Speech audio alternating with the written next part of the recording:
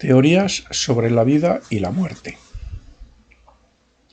Cuando el común de la humanidad se pone a pensar en lo que somos o en cuál es el fin de la vida, termina entristeciéndose porque desconoce lo que hay detrás de lo que llamamos muerte. A la luz de las enseñanzas ocultas, del ocultismo, la vida y la muerte tienen un sentido, pero para los que no creen en estas enseñanzas solo tienen dudas y preguntas sin resolver. Ellos solo ven que un nuevo ser nace, vive una vida de cierta cantidad de años y luego muere para no volverse a saber nada más de él. De hecho, no se paran a pensar en que la vida que anima el cuerpo físico es una cosa y el cuerpo es otra, como se demuestra cuando la vida sale en el momento de la muerte, y que en algún momento, en el vientre de la madre, esa vida se convierte en ser humano al nacer, manifestando lo que es internamente: carácter, inteligencia, desarrollo moral, etc. Tampoco se pregunta la mayoría de las personas por qué, naciendo y siendo educados por unos mismos padres, unos hijos son muy inteligentes o buenos y otros lo contrario. Y menos aún por qué de unos padres incultos o inmorales puede nacer un genio o una buena y bella persona que da lecciones de humanidad y de amor al mundo. Estas personas solo saben que, como por arte de magia, dos células se unen y se multiplican y forman un cuerpo perfecto que el hombre no es capaz de crear, y que luego nace y demuestra inteligencia y determinado grado de moral y de espiritualidad, formando así su carácter. Cuando hablamos de muerte, no es otra cosa que el abandono de la vida respecto al cuerpo físico, pero ¿por qué no ocurre lo mismo cuando estamos en coma o cuando dormimos o nos anestesian totalmente? ¿Dónde estamos como yo es consciente mientras estas cosas ocurren? ¿Y si estamos en otro lugar o mundo? ¿Cuál es el mundo real si allí somos conscientes y aquí cuando despertamos también? Y si aquí somos conscientes gracias a los sentidos, ¿cómo es esa vida consciente en el mundo donde vamos mientras dormimos? Hay diferentes teorías que intentan dar respuestas a estas y a otras preguntas. Veamos tres de ellas, o al menos las tres más importantes.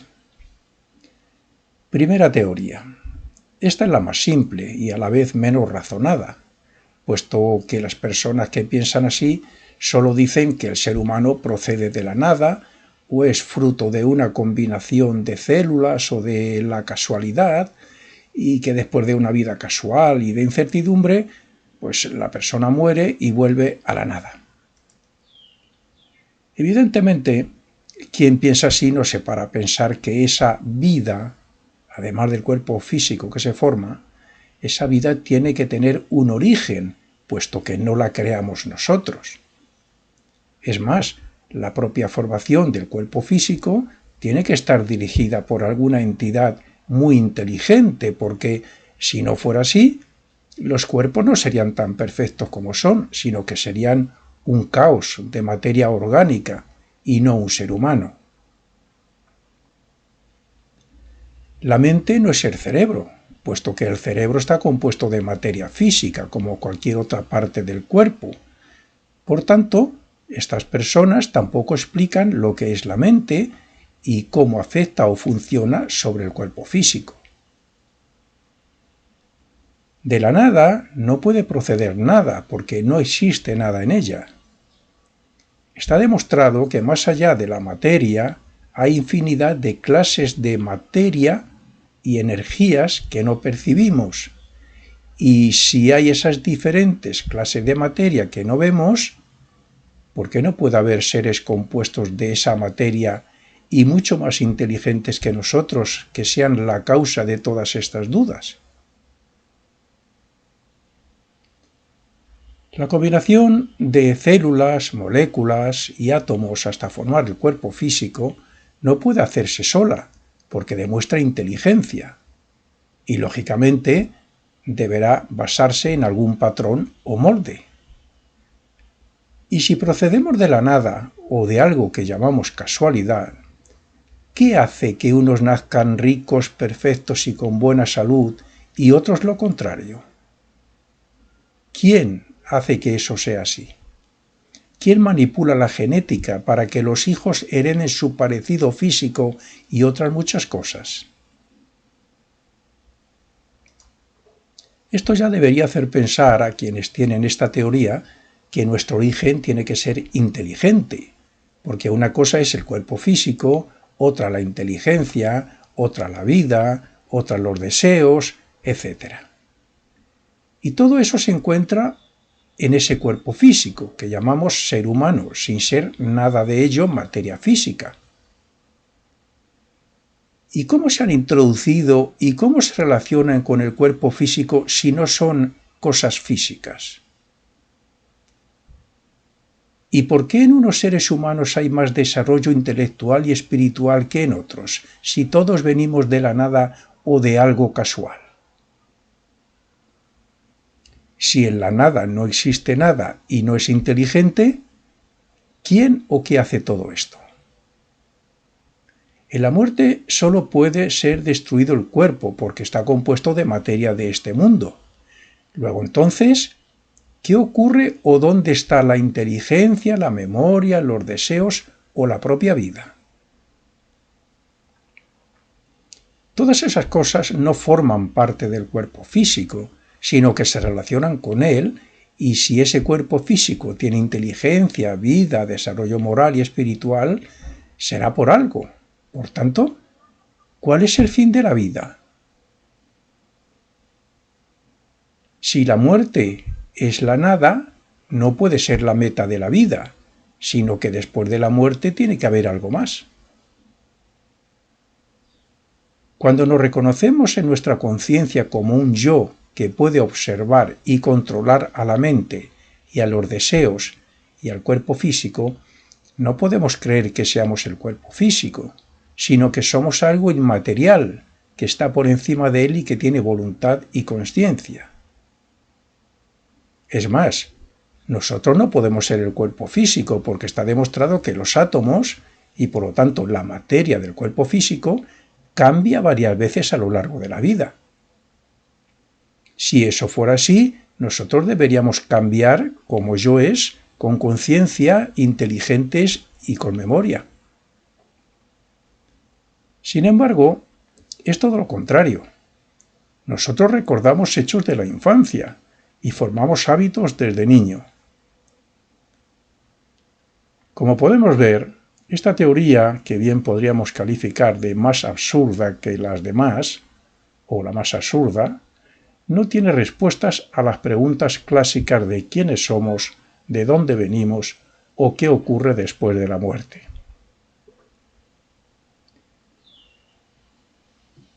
En la segunda teoría vamos a incluir algunas religiones. La mayoría de ellas sí coinciden en que somos un espíritu o un alma que fue creada por Dios, pero no explican claramente cuál es el fin de esta obra de Dios. Si cada persona es un espíritu, quiere decir que Dios está creando constantemente espíritus para que nazcan aquí en la tierra. Por tanto, deben tener algún plan, Dios. Y si fuese cierto lo de la resurrección de los muertos, cuando llegue el día de esa resurrección, no cabremos todos en el planeta. Desde el comienzo del ser humano hasta que llegue ese día. Cuando llegue ese día, estaremos, yo no sé, inimaginable, ¿no? Todas las religiones coinciden en que Dios es amor, o al menos en que es muy bueno y ama a sus hijos. Y si esto es así, la primera pregunta que debemos hacernos es: ¿por qué hace que nazcan unos humanos pobres, enfermos y destinados a pasar grandes necesidades o enfermedades toda su vida, mientras que con otros ocurre todo lo contrario? ¿Ese es el plan de Dios? ¿Ese es el amor de Dios a sus hijos? Si esta pregunta no tiene respuesta, es que Dios no es bueno ni ama a sus hijos, y por tanto no puede ser Dios, a no ser que haya otra explicación que desconocen esas religiones y muchísima gente. La explicación de algunas religiones respecto a lo que ocurre después de la muerte es que según lo que hayan hecho a lo largo de su vida, irán a determinado sitio donde purgarán sus males por toda la eternidad, o estarán junto a Dios disfrutando de la vida eterna. ¿Sería ese Dios justo si hiciera eso? No, puesto que unos humanos son más incultos y tienen menos medios para hacerse cultas y buenas personas. Nacen con esa precariedad. Y si es Dios quien les pone en esas circunstancias, ¿cómo puede exigirles la misma responsabilidad a unos que a otros? Y los que nacen con alguna deficiencia mental o los que no son responsables, como por ejemplo los niños, ¿dónde van después de la muerte? Creo que es en el Apocalipsis bíblico donde se habla de que 144.000 serán salvados. Si esto fuera así, ¿quiénes serán? Se supone que serán los más evolucionados cuando llegue ese momento, porque serán los mejores. Lo que significa que serían de nuestro tiempo y que los que han existido desde el principio de los tiempos hasta hace poco serían condenados, porque claro, no están tan evolucionados, no son tan inteligentes como los que estén cuando llegue ese momento. ¿Esto sería justo en un Dios de amor? O como he dicho, Dios tiene un plan de salvación para todos, y ni estas religiones saben cuál es.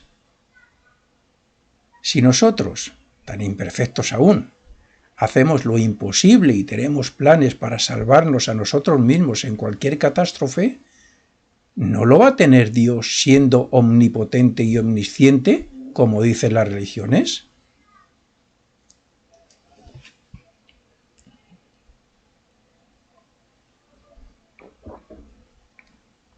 La tercera teoría viene dada por la filosofía oculta, la que enseñan los iniciados que han superado la muerte y son conscientes de lo que hay más allá de la misma. Esta teoría enseña que somos un espíritu, parte de Dios, y que tenemos todos sus poderes divinos latentes, es decir, que somos a imagen y semejanza suya. Pero para que desarrollemos esos poderes latentes, necesitamos desarrollar la conciencia propia de nosotros mismos, así como la voluntad. Para eso, Dios creó unos mundos de donde obtenemos unos cuerpos, cuerpo físico, etérico, de deseos y una mente, para así con ellos poder funcionar y hacernos creadores como Él. Para desarrollar la autoconsciencia y la voluntad, tuvimos que descender hasta el mundo físico y aprender a crear el cuerpo físico, como en un futuro aprenderemos a funcionar en los otros mundos y a crear cuerpos y otras formas con la materia que contienen ellos. Así que fue necesario que perdiéramos la conciencia divina que teníamos cuando Dios nos creó, nos diferenció de Él, y que después adquiriéramos la conciencia de vigilia o autoconciencia aquí en el mundo físico. Está escrito en la Biblia que somos dioses y que las obras que hizo Dios las haremos y mayores aún. Lo dijo Él. Y eso, evidentemente, no se puede alcanzar en una sola vida, como tampoco podemos hacernos perfectos, como lo es Dios y como está dicho. Por lo tanto, fue necesario instaurar el renacimiento que hace que en cada vida perfeccionemos cada vez más los diferentes cuerpos y que obtengamos más desarrollo y perfección espiritual. Junto a la ley de renacimiento está la de consecuencia, que hace que renazcamos con determinado destino según las causas que hicimos en las anteriores vidas, es decir, la que da a cada uno lo que se merece en bien o en mal.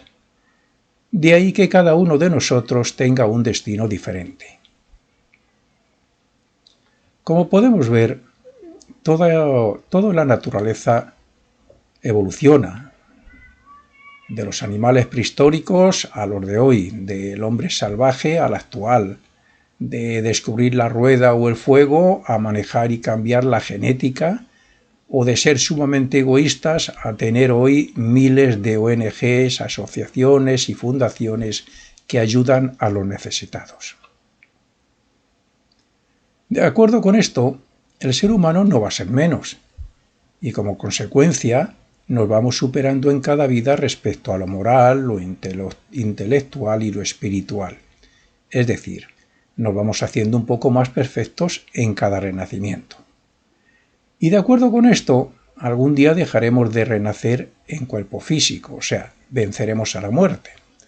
Y continuaremos la evolución en los mundos superiores, desenvolviendo los poderes correspondientes de cada cuerpo en cada mundo, hasta llegar al propio mundo de Dios, donde seremos dioses creadores a imagen y semejanza suya.